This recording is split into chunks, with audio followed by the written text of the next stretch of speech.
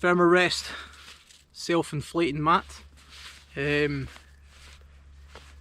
been using this particular Therm-a-Rest for, I don't exactly know how long. I tried to work this out by looking at my earliest YouTube videos and trying to work out when I actually purchased this, and I really can't remember, but it must be close to, it's close to 10 years. I mean, that's how long this mat has been getting used by me on probably just about every trip that I've had outdoors that needs a mat, and that's a lot of trips. And in all that time, it's held up incredibly well. I mean, it's just a fantastic mat. I try to take care of my kit as much as I possibly can, but if you're in the outdoors in every season, it's inevitable that your kit's going to take a bit of a battering, and this is probably taking as much of a battering as a piece of kit can possibly take. It's been used not only as a bed mat, it's been used as a seat. I've dropped it into water before. It's accidentally found its way outside the shelter in the rain. It's been on multi-night trips in all kinds of weather, from unusually warm summers to unusually cold winters. And on some occasions I double this mat up, so in the winter months I'll use this in combination with a close cell foam mat, but for the most part this has really been the only mat I've ever used. I use it a lot with a hammock, and I use it on the ground, and the only protection I've ever given it is I tend to put my mats inside bivvies when I'm on the ground rather than directly on the ground itself, and that's really just to keep the mat in place rather than slipping off it in the night if you move a lot. I'm a side sleeper and a cold sleeper, and it's still adequate enough for my needs, this kind of mat. Unbelievably, in all of that time I never picked up a puncture or had any real problems with the mat deflating or failing on me in any way. There was a couple of occasions where it's lost a little bit of air, and I've had to put some more air into the valve. Some people like to just, with these self-inflating mats, unscrew the valve and let them naturally inflate, and that's good enough for them, but I like to have a little bit more rigidity in the mat, so I blow air into it. And if you use it for more than a couple of nights, eventually, just because you're sitting on it and the material expands and stuff, it's going to lose a little bit of that air pressure, but top it up with a little bit of air and it's good to go again. So yeah, it's just an excellent mat. I am now on the market for a new mat, and to be honest, I haven't done a huge amount of research, but in all probability I'll just go and get whatever the most recent version of this mat is, because you can see by the size it's not too big. It's light enough for me. I do know that Therm-a-Rest do ultralight type mats. I'm not too keen on those because, one, they're not generally self-inflating, so you have to fully inflate them, and I always find that a little bit risky. At least if this gets a puncture, it still has thermal properties within it that you can use it as a ground mat and it'll still give you some thermal insulation. The other reason being that those ultralight type mats are really noisy. A friend of mine had one and it sounded like he was on a paper bag all night. That would just drive me nuts after a while. So I mean, this is plenty small enough and plenty light enough for anything I'm likely to use. I've had this on long hikes. I took this on the West Highland Way, and you know, it's perfectly good enough. Now, it did eventually, after all that time, on a fairly recent trip, get its first puncture. It was quite a small puncture and I could easily repair it, but I've decided that it's probably had a long enough lifespan that I'm going to retire this mat and find myself a new one. At some point you really do have to just, you know, out with the old and in with the new. But it also gives me an opportunity to do something I always wanted to do. I mean, there's one thing about these mats that I always heard from people. It was always a criticism from people who've seen some of the videos I was in, or just, you know, on the general forums. And that was that if you breathe into a self-inflating mat, what you're doing is introducing moisture into the material, into the mat itself, and it has nowhere to go, so it just stays in there, and it will eventually become like a horrible mouldy mess. And it could actually be dangerous, because you get things like, I think somebody called it bagpipe lung, which is where, you know, your breath causes a particular kind of mould which causes spores, and if you breathe it in, it can be incredibly harmful to you. I always wondered if I was to open up one of these, this mat in particular, just how bad would it be, because it must be nearly 10 years that I've been doing this and I only ever blow into them. So that's what we're going to find out. One thing you might notice is looking at it from the outside. How well you'll be able to see this, but it does kind of look as if there could be some mould in there. There's sort of black spots in and around the area that you would expect mould to be. Now, it could just be on the outside of the mat. It's really difficult to tell. It could just be dirt. I have tried to keep it clean. It's had wipes down and a bit of a spray and stuff, you know, over the years, especially when it's gotten like kind of sweaty and stuff. But I also lived in my garage for a little while, which, you know, is not the ideal place to keep kit. It was in a plastic container, but even so, it's, you know, it's a non-heated garage. So it'll be interesting to see what this looks like on the inside. Is it going to be just a horrible black mouldy mess?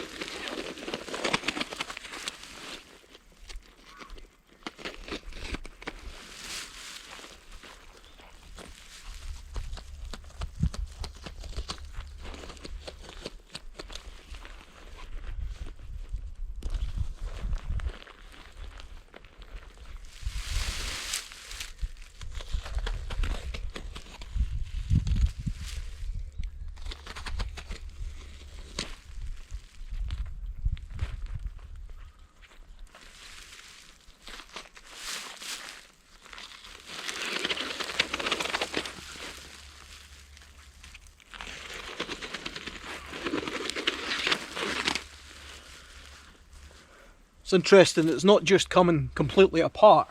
The thermal insulation on the inside is actually attached to both sides of the mat.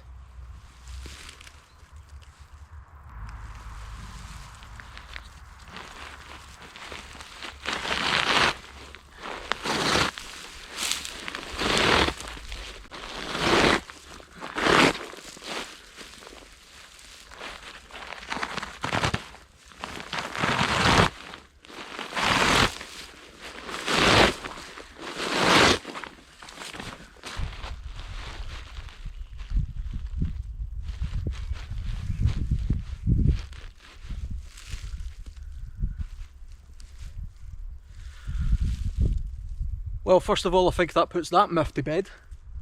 If there was ever going to be a mouldy mat, it would be this one. You can see this is where the valve is, so this is what I've been breathing into all those years. And no, it's not a single bit of black mould on it at all, nothing. I actually thought when I opened it up there, I kind of thought, is that damp? It felt a little bit as if it was damp to me, but it's not what it actually is.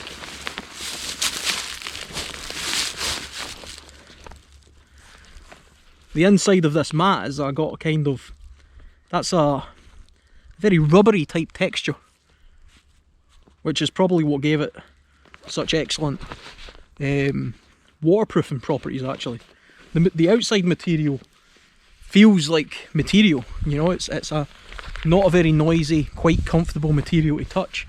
The inside feels like a rubber glove. But you can see there's not a single bit of mould in this mat. It does smell a bit, you know, if your clothes smelled like that, you would probably, if your t-shirt smelled like that, you'd probably throw it in the bin. It's like a slightly fusty type smell, but really not nothing that you would worry about, to be honest. The foam,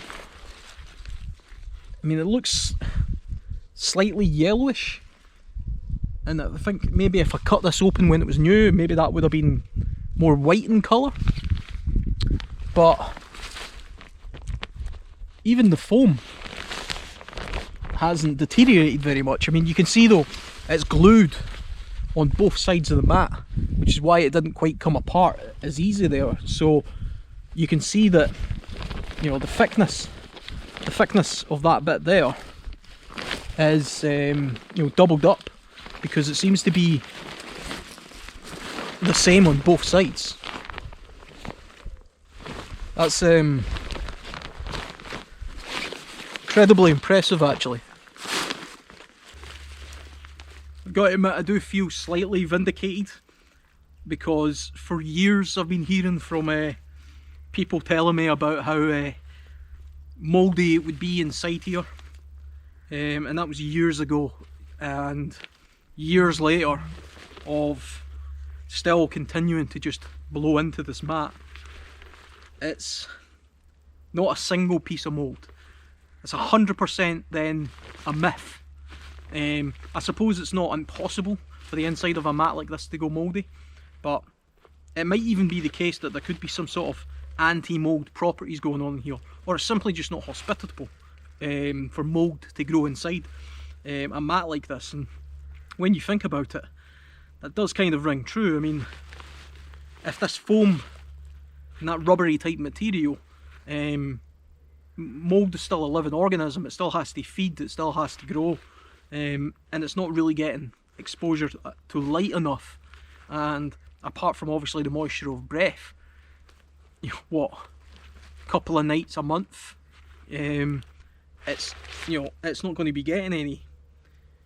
Amazingly, it seems, I mean, it doesn't seem to have retained moisture in any way. So all the moisture that will have been blown into it over the years has found its way back out of the mat.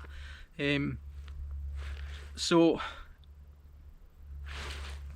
I did for a long time have this not rolled up. I used to stow it with the valve undone and inside a cupboard, so I tried to prevent putting creases in it, and that might have helped. Personally, I find that absolutely remarkable. I mean, I'm genuinely impressed by that.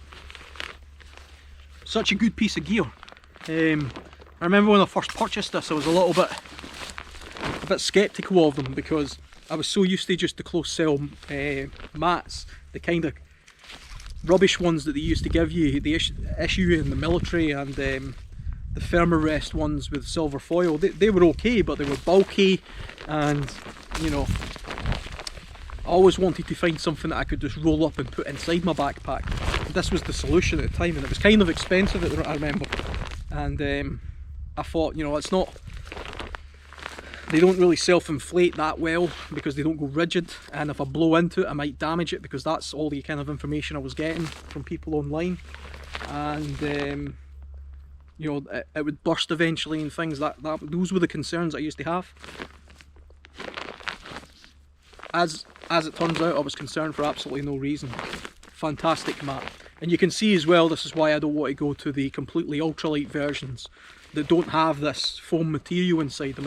You know, it's just an air mat then, because even if this mat failed, it did eventually fail on my last night on a trip, like I say, but just lying on this by itself is actually good enough most of the year round to act as a bit of a thermal barrier. You just put a jacket or something down as well to help it a little bit more. But yeah, if anybody ever tells you that the inside of these mats will go mouldy if you blow into them, point them towards this video, because like I say, 10 years use, blowing into it at least once a month, most times once, twice a month, for every month of the year, for 10 years, nothing, no mould whatsoever. Camping myth busted. Something else I always wanted to know about this mat was just how easy is it, you know, to rip one of these mats. Obviously if you've got a razor blade you can see how easy it was to get into, but just taking the mat itself,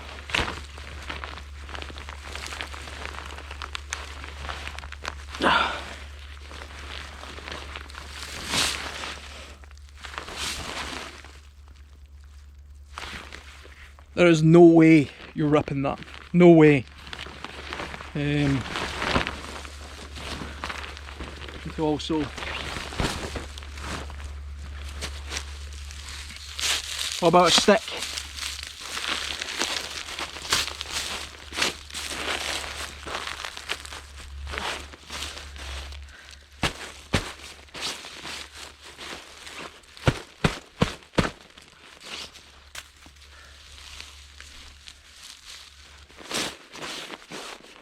Nope. Slightly better stick, quite a sharpish edge.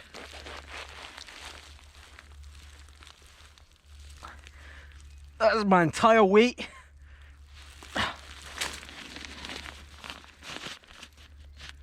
Nothing. Didn't go through.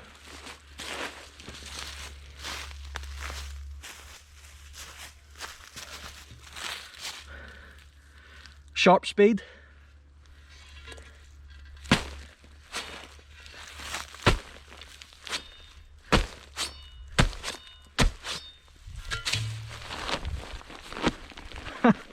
Unbelievable. It's not going through.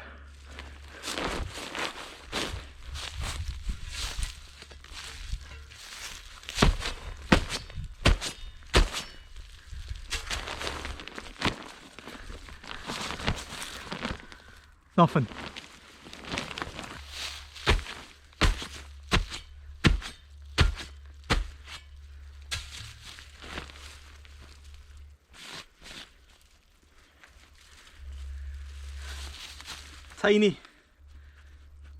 Tiny rip and tear there, but I had to really put in some back work with that sharp spade. I think all these years I've been really careful about being concerned about the slightest little branch on the ground. It's a lot tougher than it looks.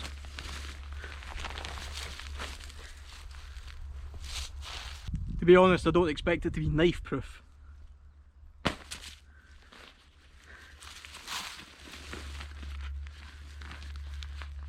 Dropping your knife on it.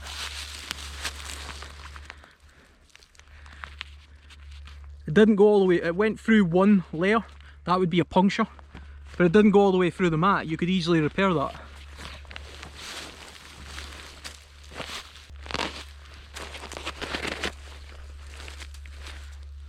Obviously, you take a knife or a razor blade to it though, it'll soon meet its end. Highly recommended.